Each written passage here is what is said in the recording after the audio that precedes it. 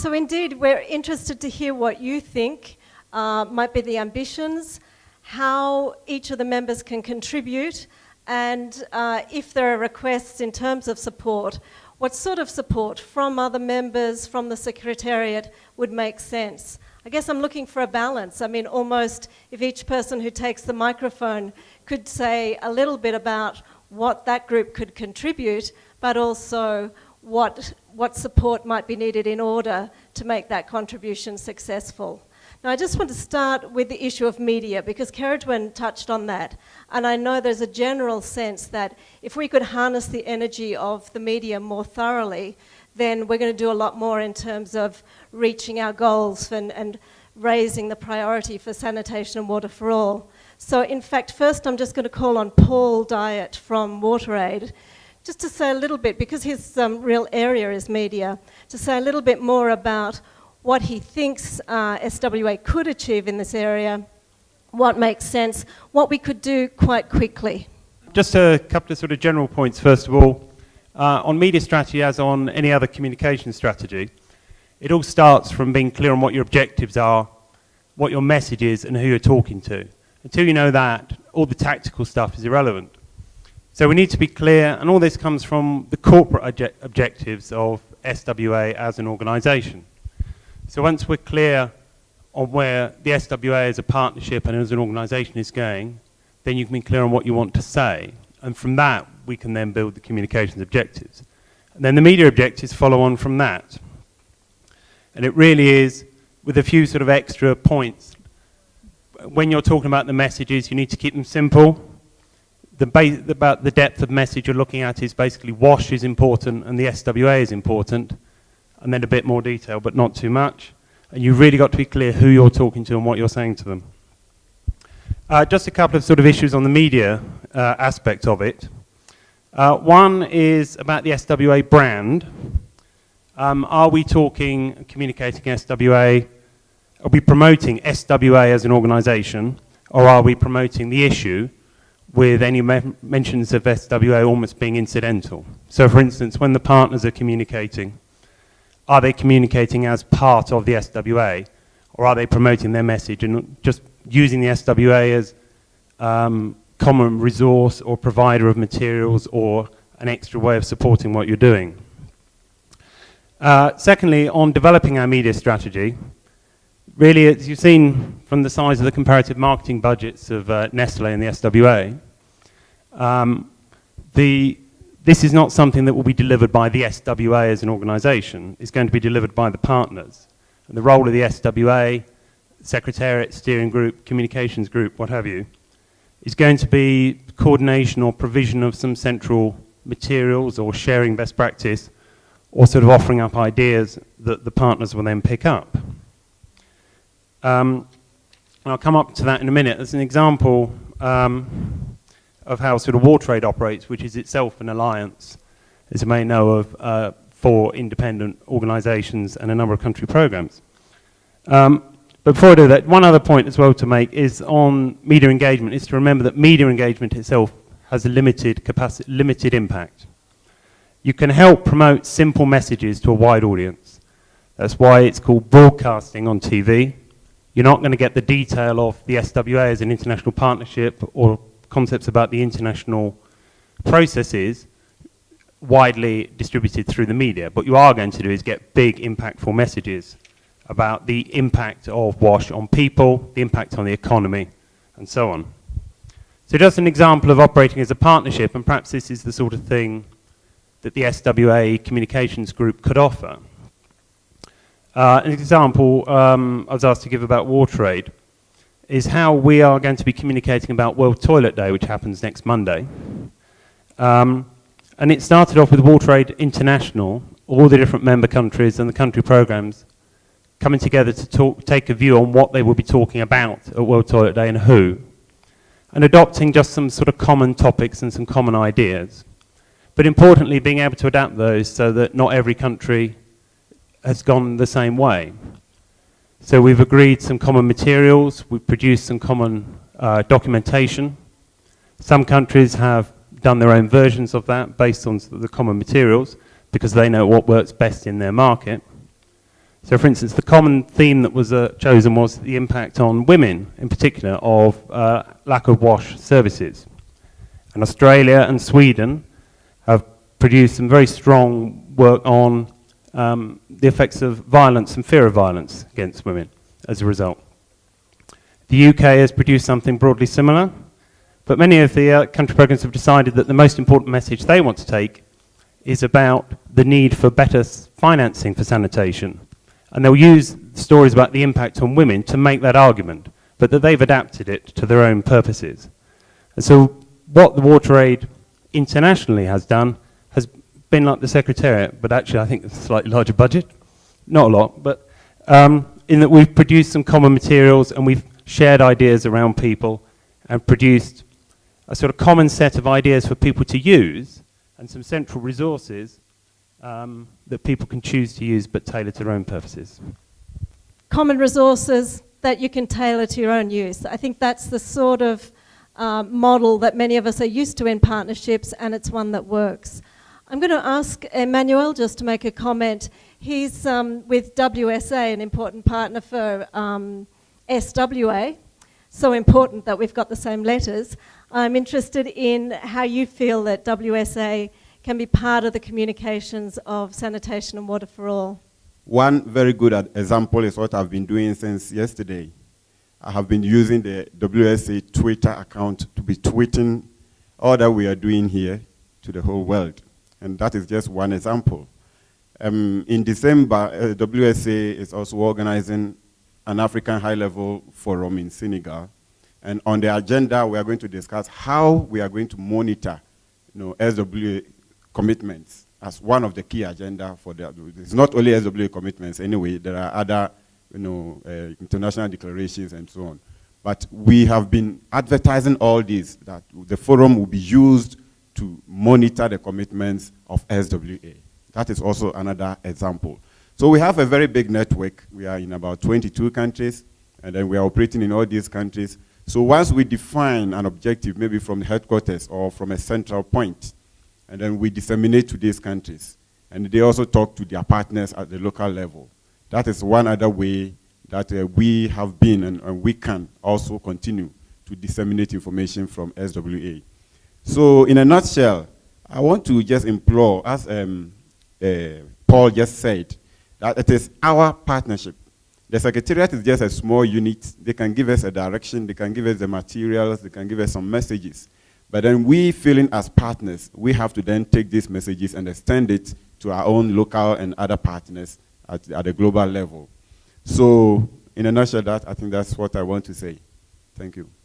Intervention par rapport à la communication. Je voulais soulever un problème.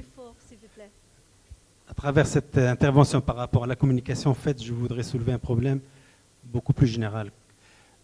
Par rapport, ça a été soulevé hier, je crois, par d'autres participants, d'éviter un peu la redondance.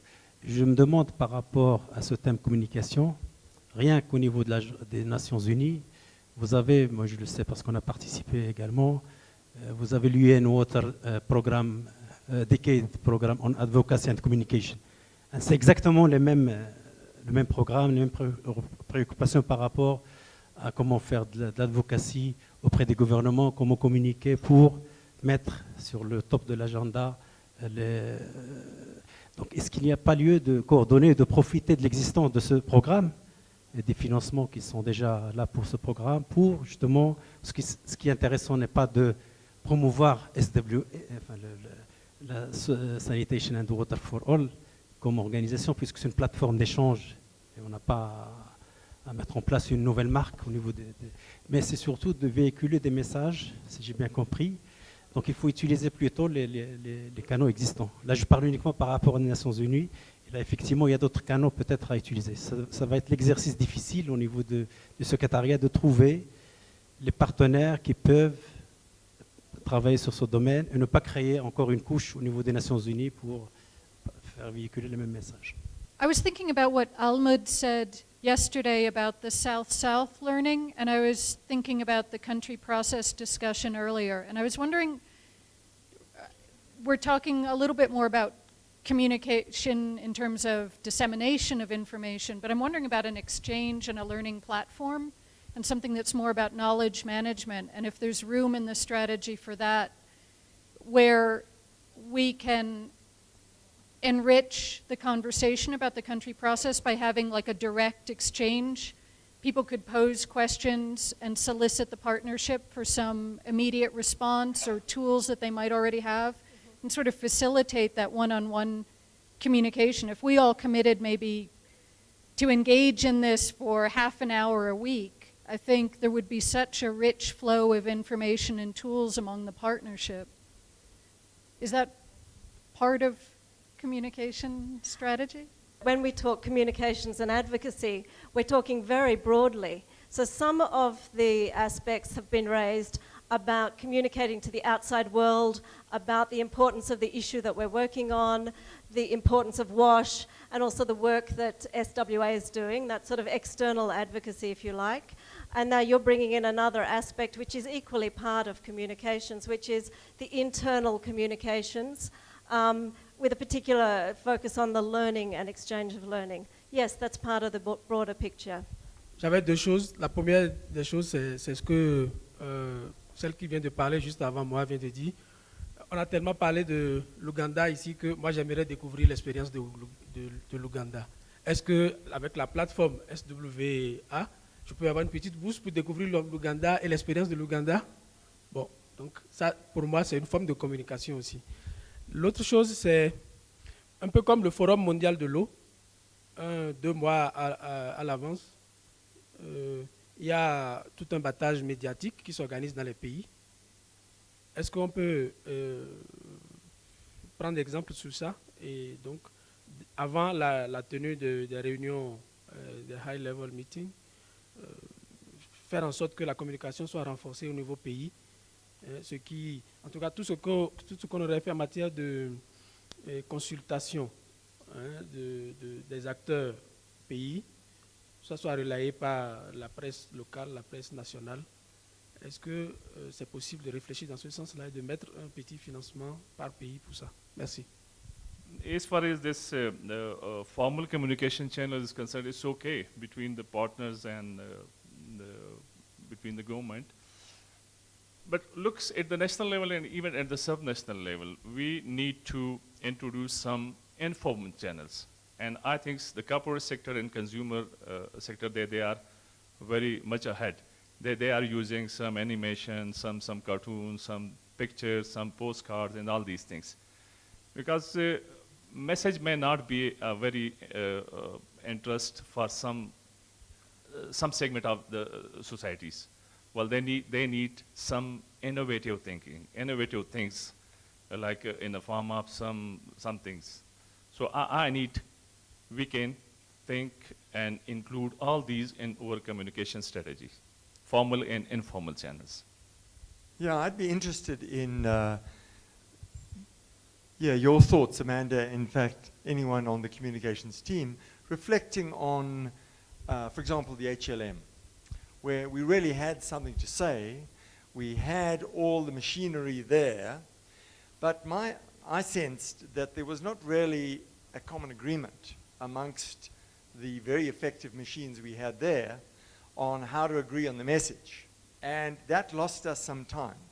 So whilst we're sharing all and sharing our dirty washing in the spirit of this partnership, it just strikes me quite useful to have some agreement ahead of time of an event like that, such that the whole question of who brands, because clearly some agencies are putting a lot of resources into this, doing a lot of work, who gets the kudos in that? So this is part of the sort of defining the role of the partners and defining the role of the partnership. Anyway, just a thought, and maybe there's some other messages that we can learn from to try and get that, because I'm certainly think that our communications is absolutely a critical part of our work. I'm going to come back to that issue that Piers has raised in a moment. I have 2 people at this table, one over here that want to make a comment. I was just going to say, I think, Piers, that was a great point, and does someone want to follow that, or can I just go to a different subject? I don't want to lose that, because I think it's a really good point. I've heard one of the phrases I like is that communications is like the canary down the mine shaft. Now, this goes back to the image of mining and the days when people weren't sure if there were going to be releases of noxious gases. So the miners would take a little bird, a canary, down the mine shaft with them. And if the canary died, if the bird died, that was a signal that there were some dangerous gases in the mine shaft and everyone had to get out. I think sometimes that communications can be, when we get down to nitty-gritty issues of communications, they can reveal to us broader issues. So sometimes, it always sounds petty, but I'm sure you've all been in one of those conversations where you have to, on your behalf of your organization, decide if you're going to put your logo on something. Has anyone been in that situation of deciding about putting a logo on a publication? I'm seeing people nodding. And then have you ever been in those conversations about, well, who else's logo is going on? And is ours going to be the same size as that logo?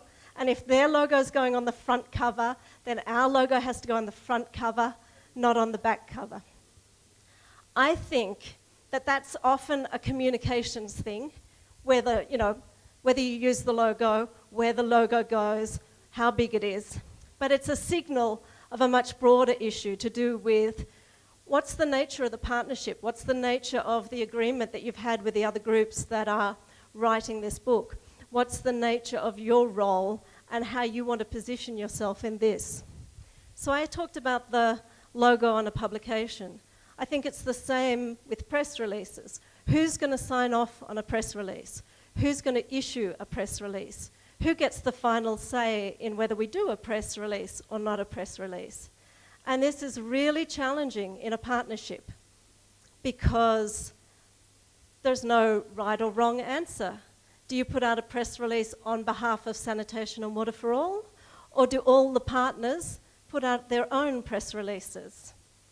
If everyone signs up to doing a joint press release on the part of Sanitation and Water for All, do they insist that their logo goes on the bottom, so you end up putting out a press release with 20 logos, 80 logos, 90 logos on the bottom? Or does everyone say, no, on this one, we won't use our logo, we'll do it as Sanitation and Water for All? And then what happens if one person breaks rank and they've said, yes, we'll do this, but they decide to put out their own press release? And then another partner says, well, hang on, if they're putting out their press release, we'll put out our press release. Now, when we were doing the 2012 high-level meeting, we hadn't had the conversations that you need to have as a partnership about how are we going to engage, how are we going to profile ourselves. And because we hadn't, as a partnership, had that conversation, we, the comms people, were the little canaries who nearly died. We were the ones trying to work out the rules of engagement for a whole partnership and to do it under time pressure around a meeting. And that's not how we want to do it. So my plea is, let's as a partnership work out the rules of engagement, and then we can work out as comms people how we put that into practice. Now I've given you a few alternatives.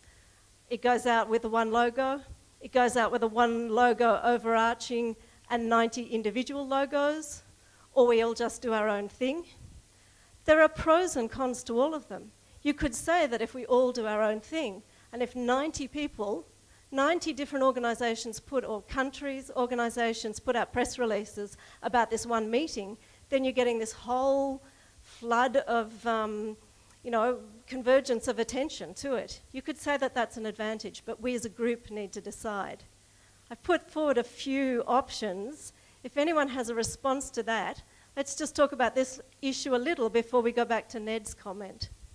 We cannot doubt that communication is very, very vital and advocacy as well.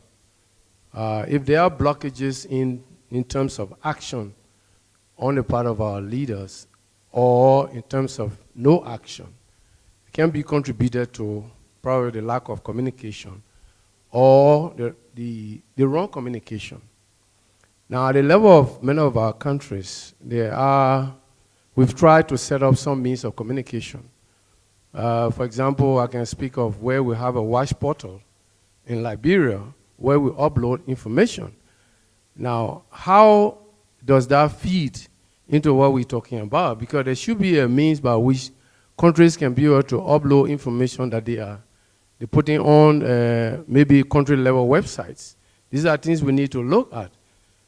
So that maybe if it's either SWA feeds into our website or we feed into SWA's website, how do we manage that? But actually there are a number of channels of communication at the level of countries that we certainly can take advantage of.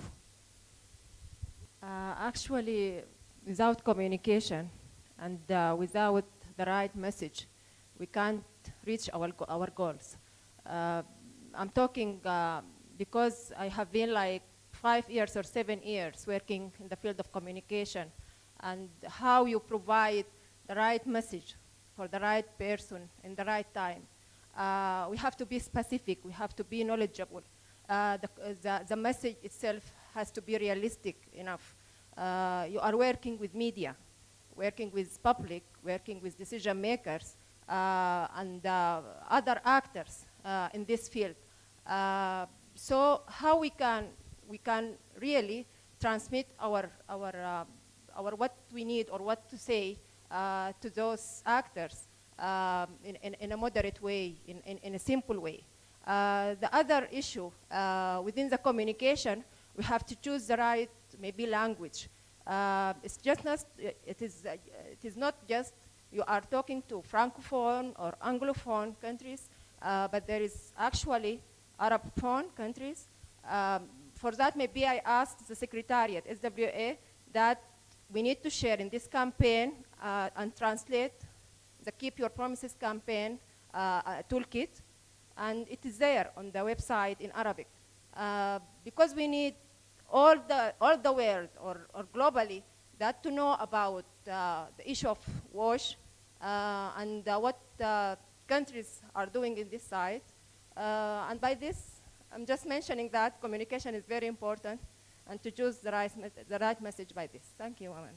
I just want to make two small comments. The first one is a response to Piers' question, and thanks to Amanda for very succinctly explaining some of the issues there around the rules of engagement and how that impacts on the communications plan. I just wanted to add one thing, is that we mustn't forget as well that we need something, a hook and some messages in the lead up to the next high-level meeting and for the next high-level meeting. And I think that feeds in to a lot of other questions that have been raised around what is the report back from the last high-level meeting going to look like. And this is something we need to aim to have well in advance of the next high-level meeting so that we have something substantive to talk about, because it's when we have the vacuum of messages and the vacuum of something to talk about that, of course, individual partners want to share their own messages. So that's why we need to work together out as a partnership,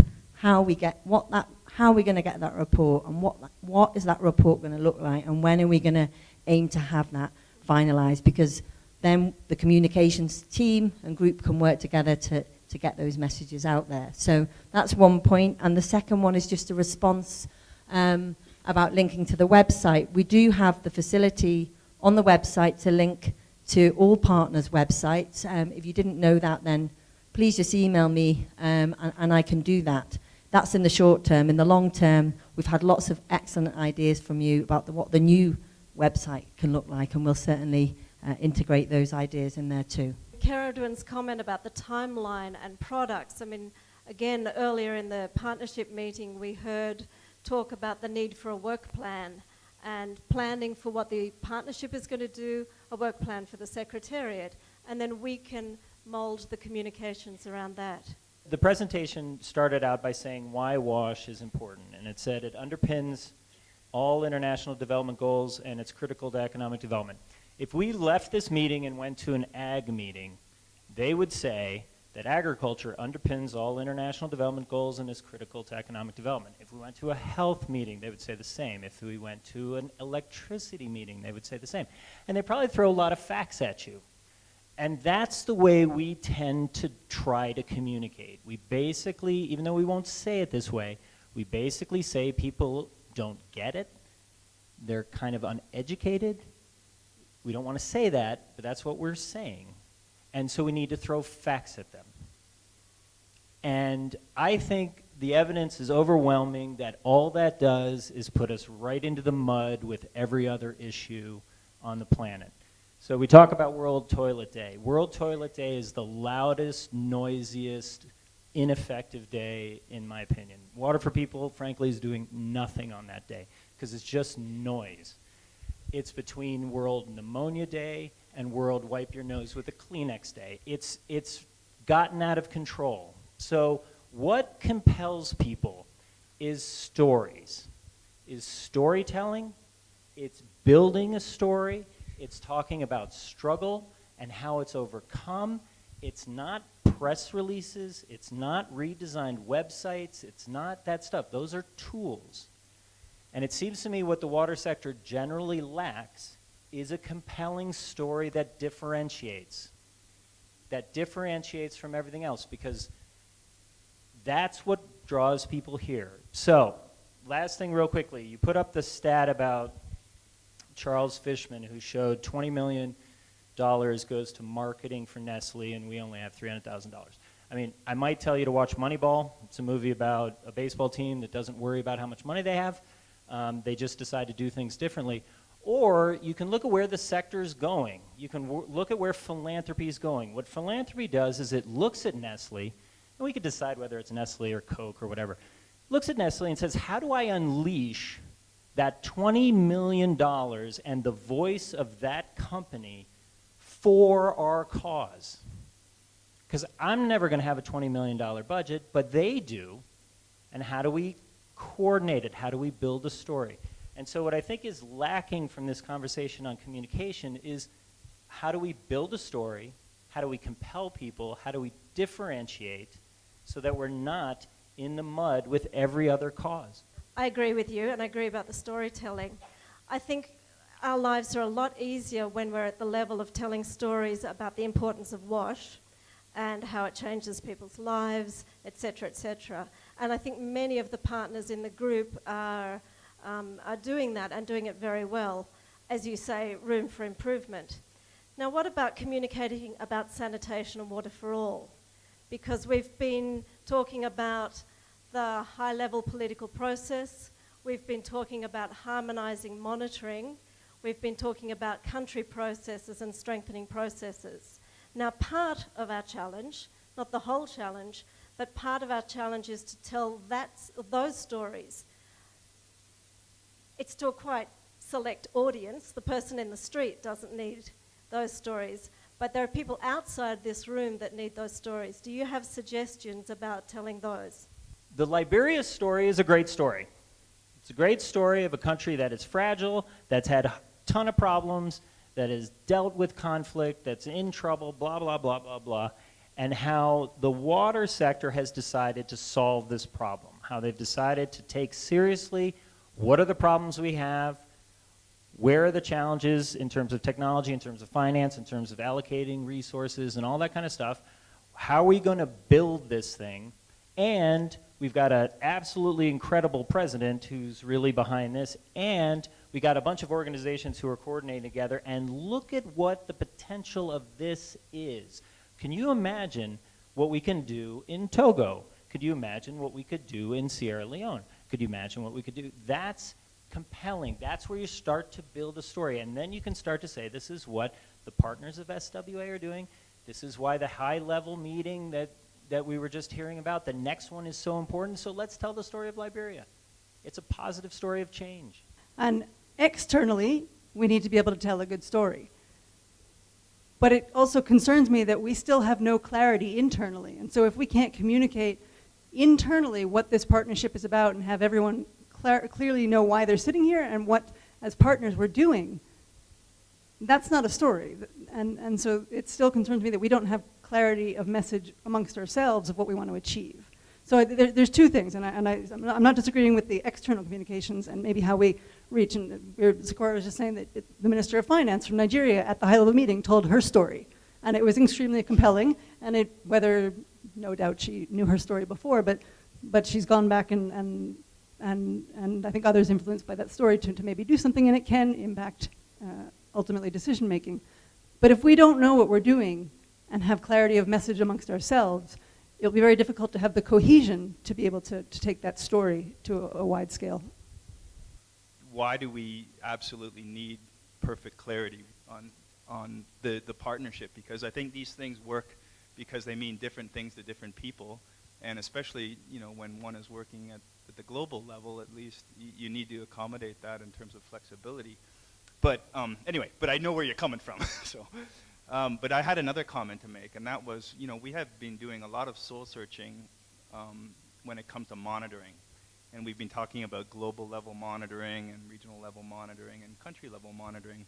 And then, you know, and we're saying, look, it's a very crowded landscape. And I'm sure if you think about water and communications for sanitation and water, I mean, it's just a nightmare as far as all the stuff coming out. I mean, just look at anyone's inbox.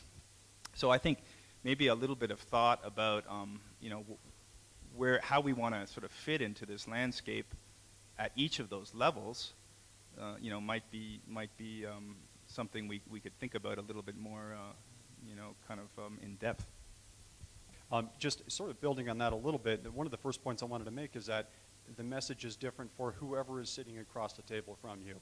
Every time I'm sitting across the table from somebody that I want to do something on behalf of the WASH sector, it's different. Republicans in Congress are more motivated by security issues or return on investment issues or their faith. Democrats in Congress are motivated by more effective development assistance, for example. So there's different arguments.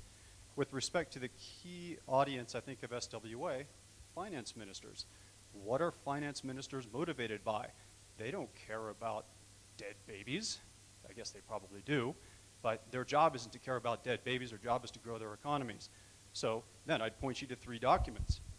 The Economics of Sanitation Initiative of the Water and Sanitation Program, rock stars, amazing stuff. Doesn't get communicated enough. This is powerful stuff and one of the most important tools in my arsenal that I communicate only on a one-to-one basis because I work at a grass tops, at a high-level organization with small, you know, private conversations. Second document is WSSCC's GDP for GDP growth. Equally compelling, not marketed anywhere near enough to the extent it should be to finance ministers in particular. And the third, although it gets me out of the finance minister realm a little bit, is End Water Poverty's elections toolkit. And I've got a couple, I mean, it's an amazing document. It shows you step by step how to integrate WASH into any electoral process at any level, anywhere in the world. How do you make WASH an issue of importance in an electoral process? Step-by-step guidelines. It's a very compelling document that half of this room probably hasn't even seen.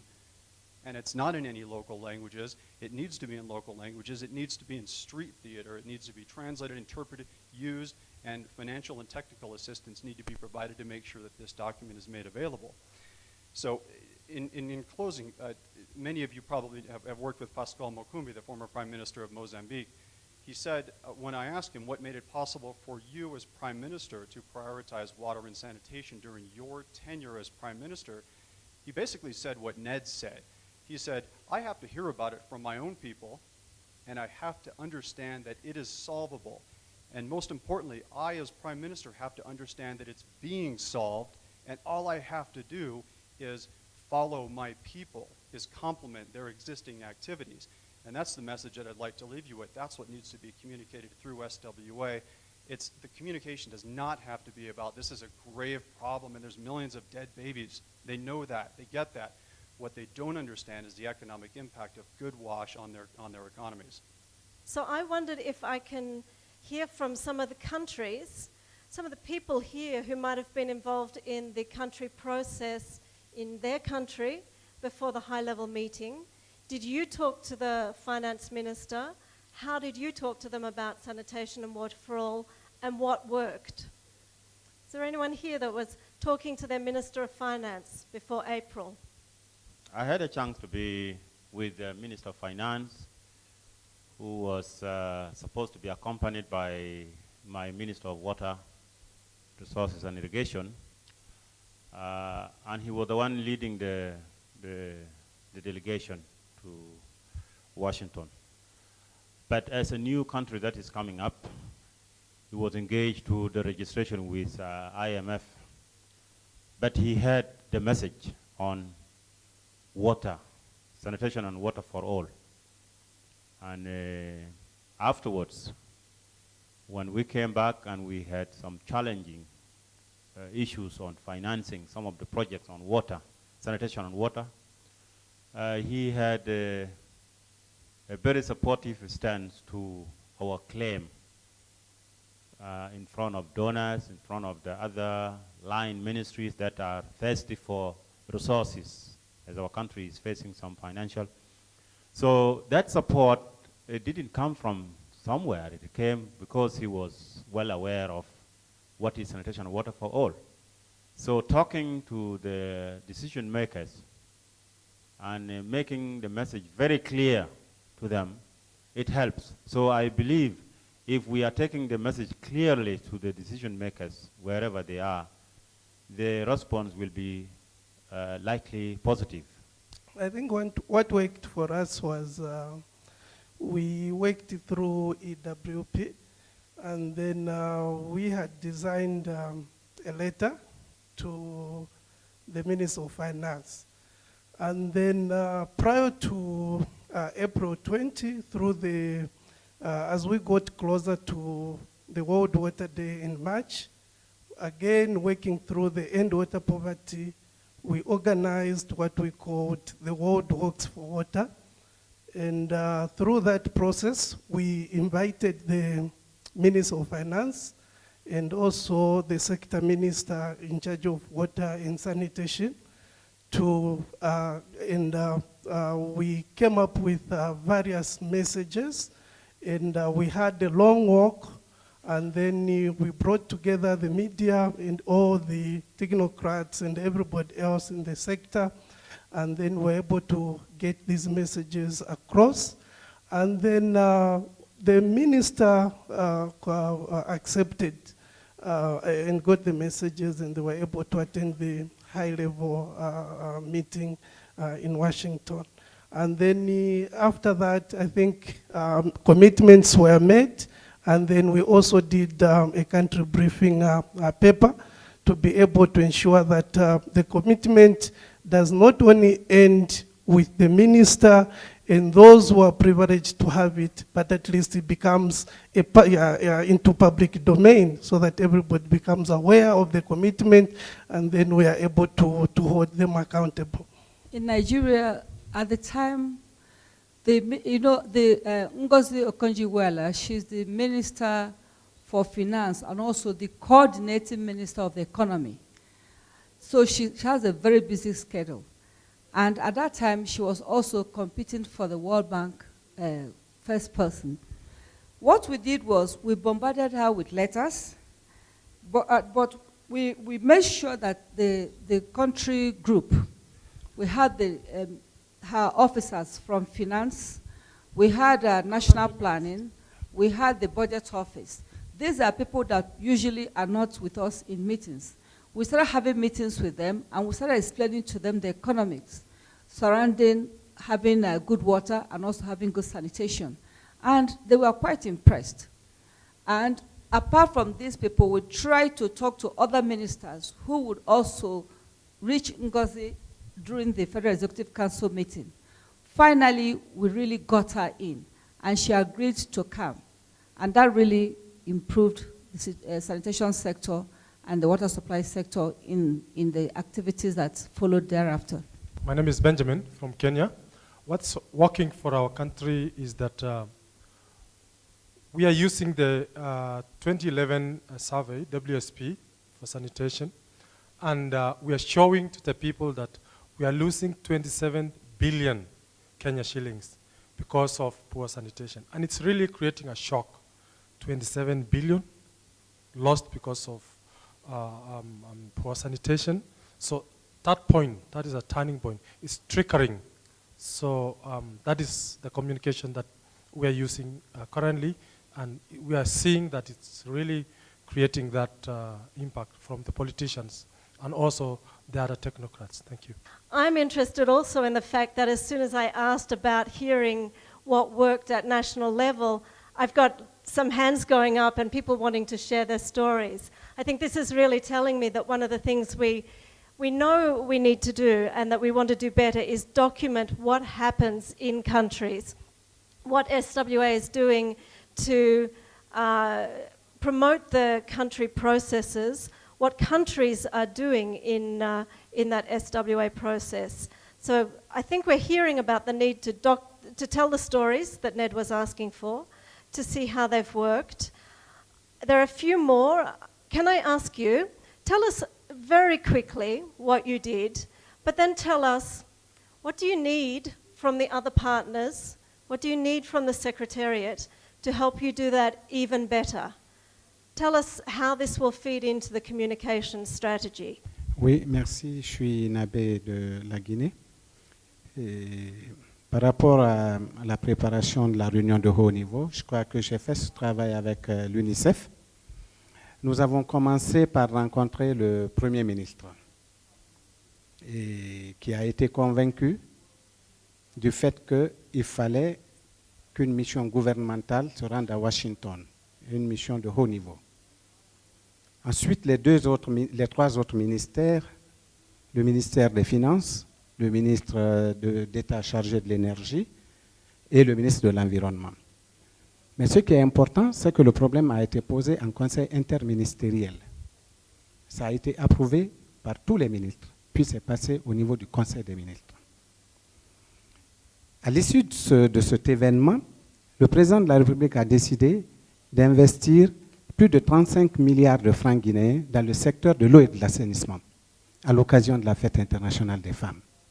Ceci a permis de mettre en service plus de 2500 ouvrages qui étaient déjà perdus. Quand on voit que chaque ouvrage coûte plus de $12,000, multiplié par 2500, je vous prie de prendre la calculette et voir qu'est-ce qu'on a pu sauver en quelques minutes à cause justement de la préparation de cette réunion de haut niveau. Je vous remercie. What sort of communications tools help you? What can the partnership do to help you? Ok, je vous remercie. C'est Tite du Burundi. Quant au processus de préparation de la réunion de haut niveau, c'est presque le même avec mon prédécesseur. Moi, je dis m'abstenir de participer à la réunion de Marseille pour justement préparer la réunion de haut niveau.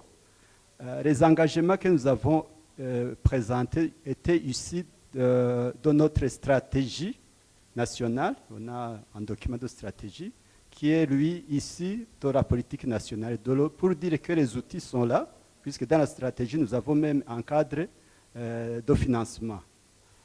Mais le problème, comme on l'a dit, c'est le suivi, la communication. C'est-à-dire que après la réunion de haut niveau, il y a eu un rapport que mon ministre a transmis, même jusqu'au président de la République. Maintenant, il faut le suivi pour que les engagements que nous avons présentés puissent être mis en œuvre. En fait, en collaboration avec SWA, donc il faut qu'on puisse collaborer de façon que les engagements pris puissent être... donc, c'est-à-dire, maintenant, il faut que je relance le suivi. Autre chose, il faut motiver. On a dit que les ministres des Finances ne sont pas très disponibles pour l'eau et l'assainissement. Donc, il faut les motiver avec ce genre d'incidence économique ici de l'eau et de l'assainissement. Je vous remercie. Tell us what supports that country level interaction. Can you tell us what sort of communication stuff do you need to help you do the communications in your country? Okay, Hisham from Sudan. First, really globally, or the things it help us in Sudan, because we have history work without this support from outside, then it's not reach the goal. But last 5 years, we have many things like AMCAO, country sector overview, water and sanitation water for all. then the decision maker will start, realize the things. And we attended 2010, 2012. And this is what can help us really when we talk with decision maker. Because decision maker now, globally, we know the things. He attended that. Then when we talk again, maybe it's come. But we need more as the message is, this global partnership come in the country and talk. Then we make more poor, more concentrated in sanitation and water. I really want to make sure we capture any comments people have about the communication strategy, how we can be shaping it, what we will be doing. My intervention is very short. Liberia is a shining example of success. However, that success has been followed by challenges. There are a number of challenges, and especially interaction with people in high level, the Minister of Finance, the President. One of the things we did before the 2012 high-level meeting was to have a two-country high-level meeting, Sierra Leone and Liberia. Very successful. The President chaired that meeting. It was a 2-day meeting, and some of our sector ministers attended. Unfortunately, the Finance Minister had traveled then. He was already ahead, so we didn't get him to attend. So it's really not a glamorous story in terms of our interaction. What we have done in most cases is to engage the ministers as a group. We have a number of SWA partners in Liberia, Water Aid and other groups in Liberia. We do it as a group. We organize meetings and get the audience, the ear of the minister and discuss with him. It has not really succeeded the way we want to, based on the way we are perceived in the world as being very successful. We are not discouraged. We're going to continue that. In fact, while I'm here, I'm on the internet trying to see how we can engage the minister again in terms of getting some appropriations in the budget. It's difficult, but we know there are some positive signs ahead, and we will continue. Just one very quick thing to follow up on what Minister Youngo said and link to what Ned was saying before about using stories. I think that's a really good idea, but I think we need to perhaps be slightly careful and a bit cautious, particularly when using stories and putting them forward as positive examples, and particularly with the Liberia case, as Minister Youngo's just said, there are limitations, there are challenges, and there are still things that need to be done, and there's a danger that if we flag things up as positive stories on the one hand, we may undermine the internal accountability within SWA on the other hand. So I think we need to balance that carefully. Chez nous au Bénin, nous avons beaucoup travaillé avec le ministre de l'eau, et à la veille de la réunion de haut niveau, il est devenu ministre des Finances. Mais malgré cela, je peux dire que il n'a pas pu aller donc à Washington. C'est le ministre de la Santé seul qui est parti et qui a pris des engagements au nom du nouveau ministre de l'eau qui ne comprenait pas vraiment les enjeux et tout. Mais c'est finalement le ministre de la Santé seul qui a managé au niveau de son propre budget pour projeter les engagements qu'elle a pris à Washington. Donc, il n'y a pas eu d'augmentation de budget, malgré que l'autre est devenu ministre des Finances. Le problème se pose où? Et où est-ce qu'on attend l'appui de SWA? Dans la priorisation au niveau du gouvernement, l'eau et l'assainissement constituent un thème ensemble qui va de pair donc, et qui est déclassé ces dernières années parce que la cible de l'eau, selon plusieurs études, on dit que la cible de l'eau est atteinte. Donc la cible OMD de l'eau est atteinte. Et l'assainissement là avec l'eau, il semble qu'il y a une baisse d'attention pour le secteur. Donc on doit tout faire pour, si on veut que les engagements soient vraiment respectés, retravailler la priorisation du secteur de l'eau et de l'assainissement au niveau du gouvernement. Parce que même le ministre de l'eau devenu ministre des Finances, il n'a pas de pouvoir parce que les priorités de gouvernement sont là. On dit c'est l'énergie, c'est le transport, c'est l'éducation. Et puis si l'eau revient en 4e, 5e position, même en tant que ministre des Finances, il ne peut rien. Responding to the question of what countries find useful in terms of arguments that work for advocacy to ministers, finance, or even sectors, I want to share something that we heard back in debriefing calls with countries and also during the webinars in consultations in preparation to this meeting. One argument that comes back often is that they'd like to have comparisons with other countries and to have succinct information, especially regional-based comparisons that help them to put that to a familiar language to their ministers. I see people nodding there because some of them are, Madagascar is one of the countries who made this comment. And then secondly, I wanted to, Nad and other people have talked about messaging differently at global, regional, and finding a way to communicate how our sector is more compelling than other sectors. I would want to ask all of you, do we also have to find a way to, I mean, in the post-2015 consultations we've heard this morning, the water goal is encompassing a lot of things. It's integrating water management, et cetera, and it's WASH as well. Do we need to find a common way of messaging why WASH is important as integrated water management, or it is important to integrated water management? Do we need to position ourselves within the broader water sector as well? I just want to build on what my colleague from Kenya was saying. Now, the way what I learned from this is, are we communicating the right message to the right person? Okay? Now, what I did in Uganda, I hope my colleague from Nigeria will bear me witness. I only used one slide in the joint sector review of 200 Ministers of Finance, Ministers of Health, and I said, now, sanitation, what's the problem? I just used the CLTS approach and I told them, one, what is this problem that sanitation is causing? Just one household like this without a toilet, and each household has got 6 members, and by the way, each member is defecating 0.5 kilogram of feces per day. I said, what? So I started calculating that one family of that nature, in a week, in a day they are producing 6 kilograms, in a week they are producing 21, in a month 84 kilograms, and at the end of the day they are producing 108 kilograms of feces, and I didn't call them feces, I said dangerous poisonous materials in the environment, affecting the environment, water resources, everything.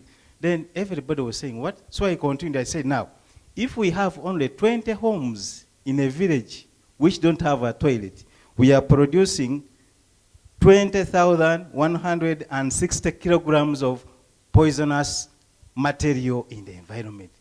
Everybody put down their glasses and said, you are turning feces into kilograms? I think that's the only language the local man can understand. And they said, from today, my permanent secretary minister said, from today, they asked him, where have you been with all those kilograms of feces? I said, I've been in the office. Then they said, put that information in the newspaper, and the minister said, I want it out to the country to know the dangerous poisonous materials being produced by one family.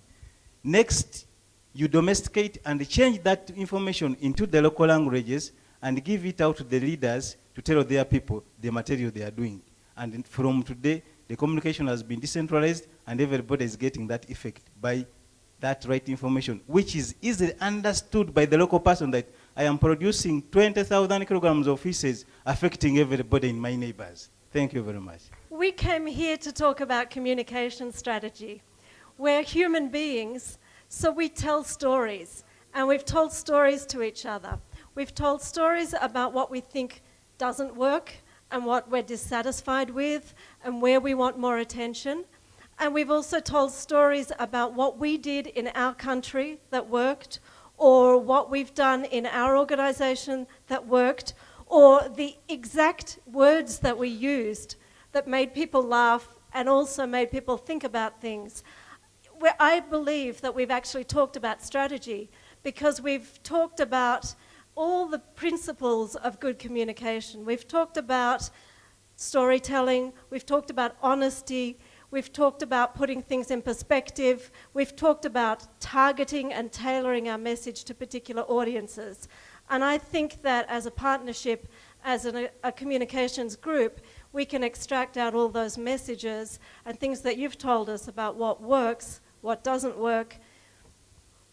This reinforces the direction that we were going in. This makes us think about what you as a group want from the communications for SWA. And I hope it's demonstrated that already communications about SWA is what we all do, and we all have been doing it, and we all want to ramp it up, and we want to do more about it.